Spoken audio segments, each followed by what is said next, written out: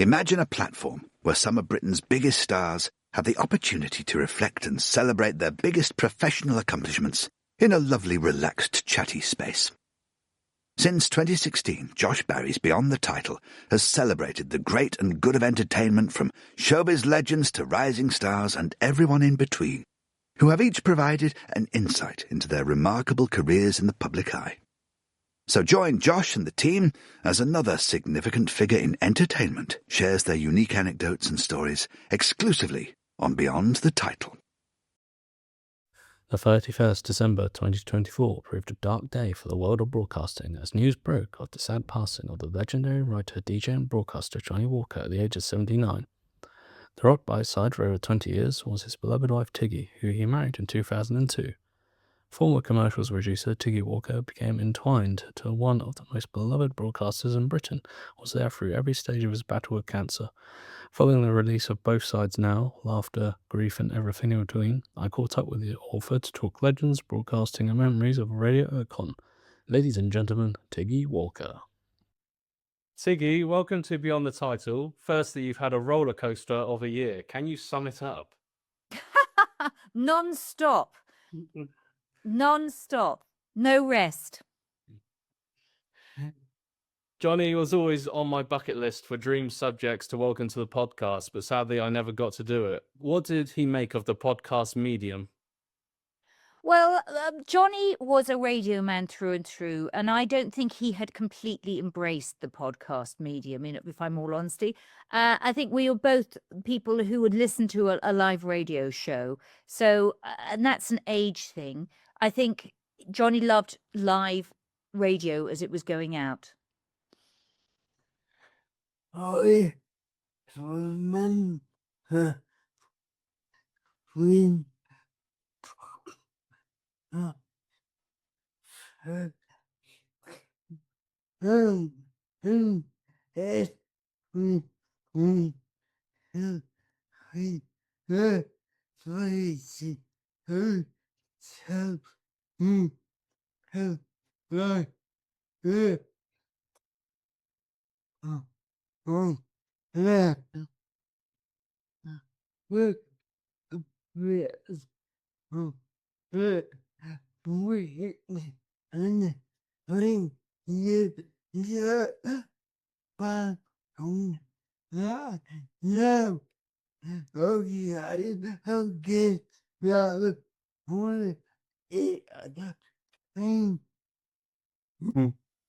Yeah, Josh was just saying he remembers back when podcasts first became a thing.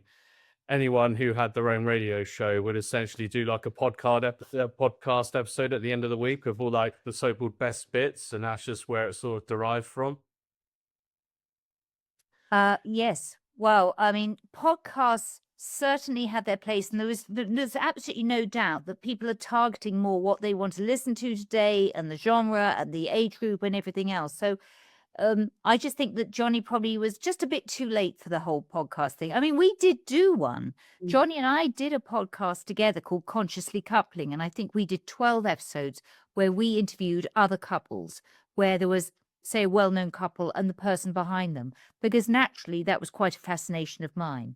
How did other people fare looking after somebody who was in the public eye or ear or whatever else? And that was a really interesting selection of podcasts to do.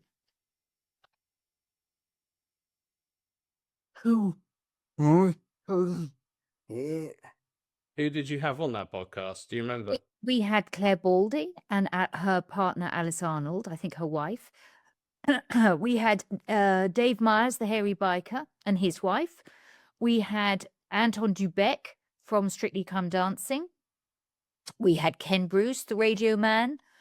We had Rachel Joyce, the novelist. Who else did we have? It's awful, isn't it? I should remember. We had the owner of Hotel Chocolat, Angus Thirlwell, all with their wives or husbands. We had Paul Gambaccini and his husband. So we got a really lovely cross-section of guests. And it was fascinating because everybody's relationship and how they work is completely individual, as it was for Johnny and myself. But it was nice getting that insight into how their family dynamics worked.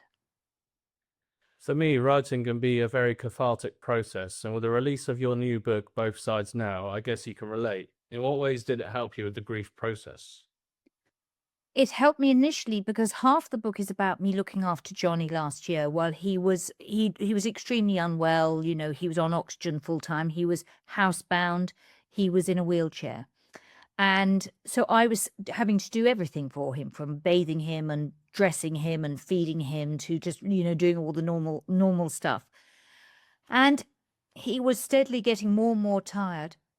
So it was, for me, very helpful to write at that point because at night I could, if it had been a really difficult day, and of course, when you're caring for somebody, there are difficult days. There are days when it doesn't go as you hope it will go. There's days when you might get upset with each other, or he gets upset with me, or vice versa.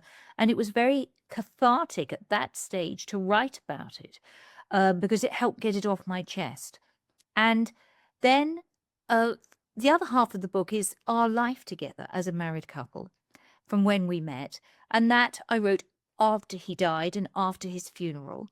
And it was, for me, a lovely thing to reminisce and just remember the time we'd had together, the 23 years. So that was also, it was just very lovely. It kept Johnny with me.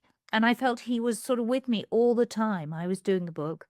And I felt my grieving really started when I handed in the book completely finished in the middle of July. How, how do you feel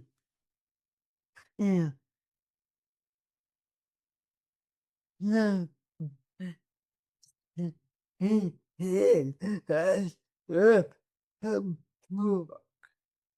How do you feel now seeing it as an actual, like, physical book? Ah, that's a lovely question, Josh. I am very proud of it. Here it sits, and it's beautifully produced. I love everything that when you make a book, there's so much more to it than just writing the words. That's sort of 50% of it. And then you're getting the cover right and the typeface and the design. You're choosing the right photos. And I'm absolutely delighted with all the photos that we ended up with. I mean, I put many more photos to my editor, but it was down to me at the end. And I really think they give a good spread of our life together. So I'm absolutely thrilled. I don't think it could look or feel any better than it does. I am proud. Ôi, vừa là khi anh ôi anh ta từng và là họ chỉ hình great memory. I've told this, yeah. Josh wrote one of his books last year, and part of the process that he found the most difficult was actually selecting the right photos and images to have in the book.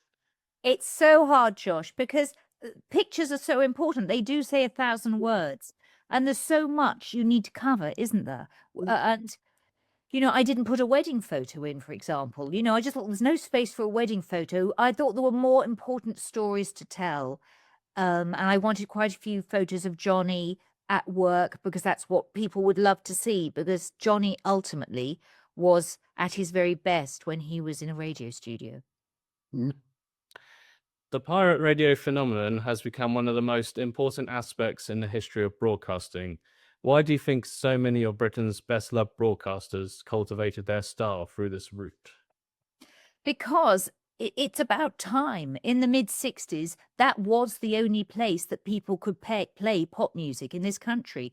There wasn't Radio 1, there wasn't Radio 2. There was a program called the Light Program in the mid-60s, but they played almost no pop music, and yet there was a revolution happening of music, the Beatles and everyone who was coming out in the 60s. So the pirate radio ships really were the only place where these DJs could play that music. And I think it gave them a power, and they were there right at the beginning. At the end of the day, people like Johnnie Walker and Tony Blackburn are part of our social history. They started a new phenomenon in this country of, the music DJ. And it's a big question, but how significant was pirate radio in developing the sound of modern popular culture? It was absolutely fundamental in this country.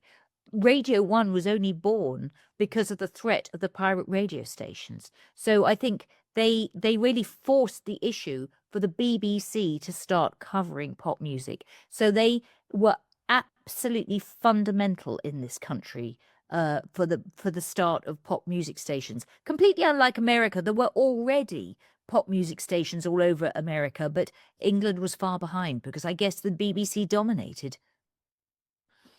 I feel that the ironic thing about Radio Caroline was the fact that the BBC attempted to replicate that rustic style for the new sound of Radio 1. How did Johnny feel about joining the BBC in light of his anti-establishment roots of Caroline? Yeah. Well, ultimately, he had a year's gap between finishing at Radio Caroline when Radio Caroline finally was towed away. And the BBC wouldn't touch him for a year. But after a year, somebody approached him and said, look, would you be interested in talking to the BBC? And for Johnny, he was driving a van and delivering goods around London. And he was a radio man. So, of course, he was very happy to talk to them. And at that stage, there was only the BBC. That was the only way. Radio 1 was the only sort of music station there was. Radio 2 was a little more old-fashioned in those days. So, of course, he was very pleased to join Radio 1. However, he did always stay true to form, that he was a little rebellious about... He was always very headstrong about the music coming first. Did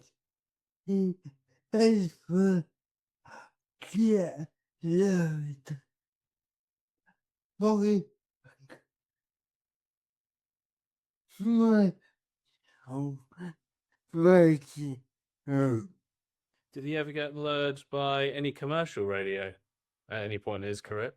Well, not lured, no. I mean, he did go... Oh, gosh, Richard Branson had a radio station, but that was way before I knew him, and that didn't work out. He was with Radio West for a while. So he has done the commercial radio side, but more than anything, he was a BBC man. Radio 1 and Radio 2 really was the majority of his life. Everyone knows that the two biggest shows on daytime radio are The Breakfast Show and The Drive Time Show. How did Johnny view his responsibility as voice of Drive Time? He viewed it very importantly. He always felt exactly the same as you, Josh, that the two most important shows are that The Breakfast Show gets people to work and gets people set up in the right frame of mind for the day, and The Drive Time Show brought them home. And they are the two biggest shows, or traditionally they were always the biggest two shows on the radio. I do think since COVID, the mid-morning show has become more important as more people work from home or get up later. But he took it very seriously. He loved the Drive Time Show. After Radio Caroline, the Drive Time Show on Radio 2 was his favourite show that he ever did. Because he was bringing in news and travel and business news and a guest. It was a great magazine show that he did very well, just sort of summing up the day. It suited him very well.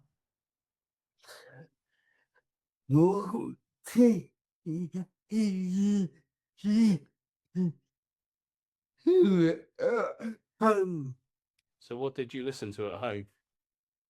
Before or after Johnny? Before I met Johnny, I always listened to Radio 4. And once I met Johnny, I started listening to Radio 2. I sort of felt I had to because suddenly Radio 2 was a part of my life. And now I do a mixture of the two.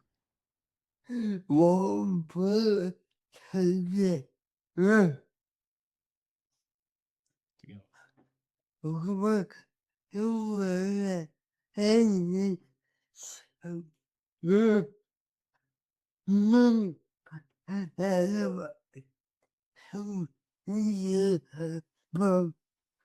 there any shows that meant a lot to you both that you would listen to together? Well, this is going to be a very funny answer, but Johnny introduced me to the Archers. on Radio 4. Can you believe it? That rock and roller. And so we would listen to the Archers together regularly every night. And if we didn't hear the evening shows, we would listen to the Sunday show. And that seems appalling that I've just admitted that. But the other show that we would really love, we'd love Broadcasting House with Paddy O'Connell.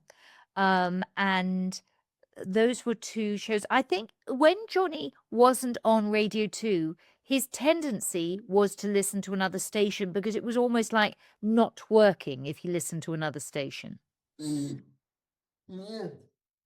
If that makes sense. And when was but rated it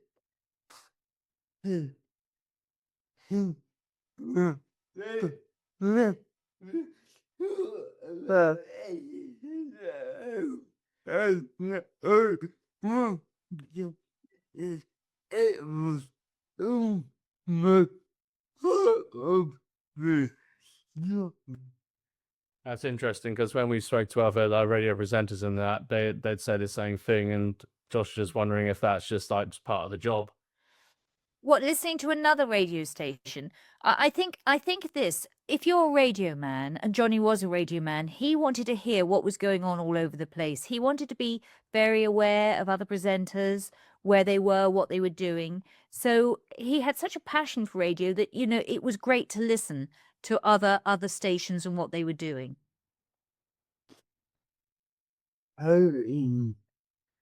And of course, whilst on drive time, he cultivated a memorable on-air rapport with the great Sally Bozeman, better known as Sally Traffic. Why do you think this dynamic was so successful? Well, I think she was just the best bounce Johnny ever had. He brought her into Radio 2. She'd been at New Scotland Yard, I think, doing the traffic down the phone, and Johnny just suggested to his producers, why don't we get her into the studio? So the traffic will be more immediate, and they just clicked. They got on well. She is a very strong personality, and she won't take any shit from anyone, and that's quite a good combination with Johnny because he couldn't squash her or dominate her, and so they had quite a good feisty relationship, and it was the best bounce he ever had in the business. Really, yes. Now yeah, right.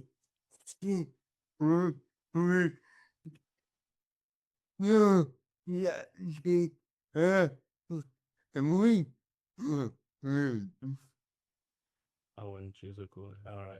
We used to like it when she was with Claudia Winkleman as well. Well, do you know what? Sally has everything to thank Johnny for because she wouldn't have been on that radio station had he not brought her in, and she has done fantastically.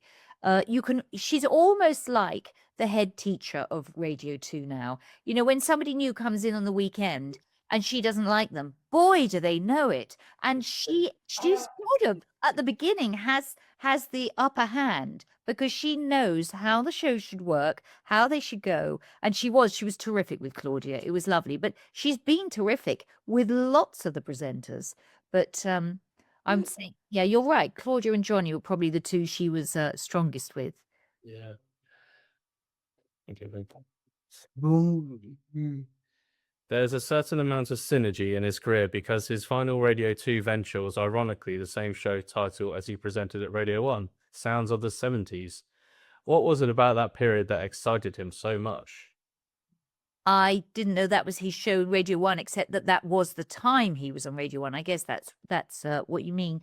He was given that show. You don't choose the shows you do, you're given them. And you say no thanks or yes please.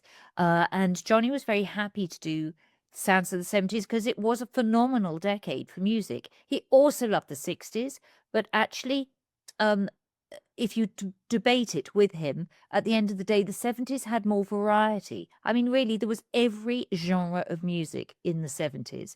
So in terms of nice spread of music, it was a fantastic decade to do. It really was. And of course, a lot of the artists are still going and alive. So he managed to have some good interviews on his Sounds of the 70s show. one day I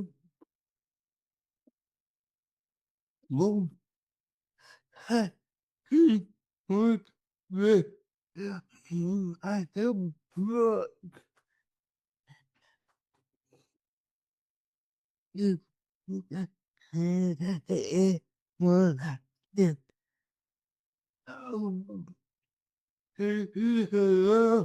More people.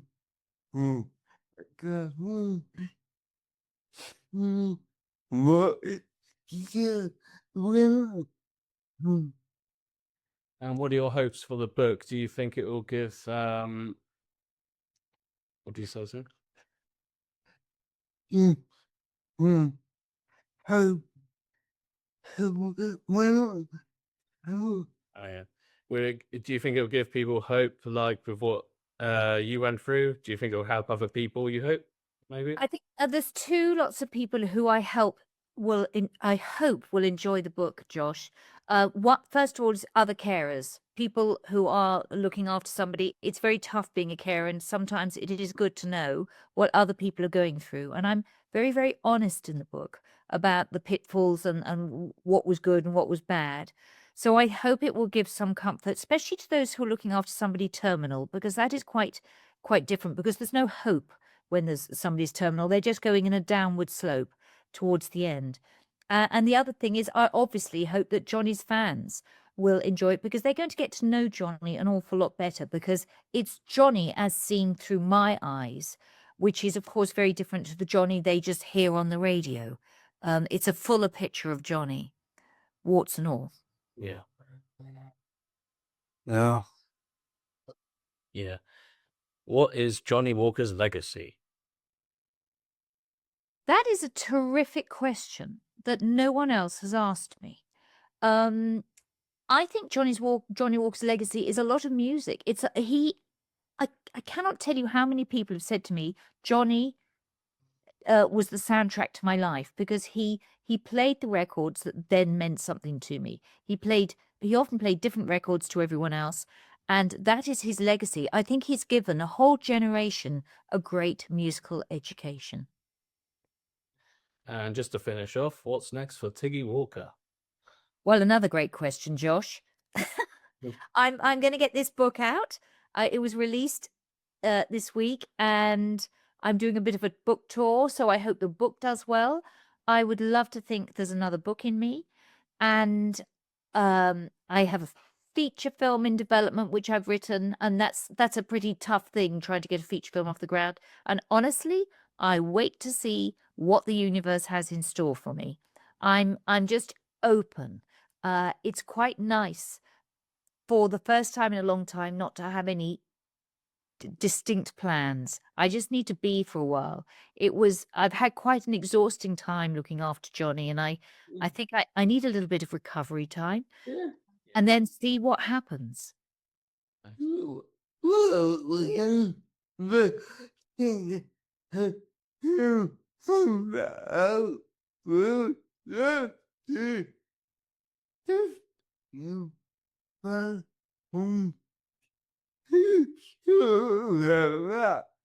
Well, when the feature film comes out, we'd love to have you back on and we can talk about that. Oh, that would be lovely. Well, that would be a long while from now. As you will know, you're beyond the title. Films are very hard things, and it's sort of a huge gamble, but we are going in the right direction, and we've got a load of money in place, and good actors. So, but it really is. You need the gods with you. I think Johnny will be up there trying to pull the strings for me. Absolutely, yeah. No, thank you for your time today, and all. Really, thank you. Very nice to meet both of you. Thank you very much to our wonderful guest for being the subject of another Beyond the Title episode. If you like this, why not browse the website and see if there's anything else you like. We're now on Spotify, iTunes, YouTube, SoundCloud, Apple Music, and Amazon Music. Everywhere, quite frankly. Don't forget to like our Facebook page to receive updates on forthcoming interviews, and please do give this podcast a little share. Not in a shoop-shoop song kind of way, you understand, although that's probably quite welcome. Thanks again. Hopefully see you next time. From all of us here, goodbye.